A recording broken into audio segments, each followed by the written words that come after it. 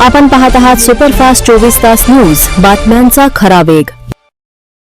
एकीकडे जे लिंग पिसाट बलात्कारी अशोक खरात आहे, त्यांच्यावरती छत्रीची सावली करताना दिसतोय, कुठेतरी त्यांचे पादुकाच्या पूजन करताना दिसतोय आणि त्यांची संस्था जी आहे त्याच्यामध्ये सदस्य पण रुपाली चाकणकर ताई आहे तो। आणि एकीकडे एक बलात्कारी सोबत हे सगळं कृत्य आणि दुसरे बलात्कारी जे बीडचे बलात्कारी आहेत त्यांच्यासोबत पण रांगोली काढताना आपण बघितलेला आहे। तो क्या महिला आयोग की अध्यक्षाच्या फक्त हेच काम आहे का?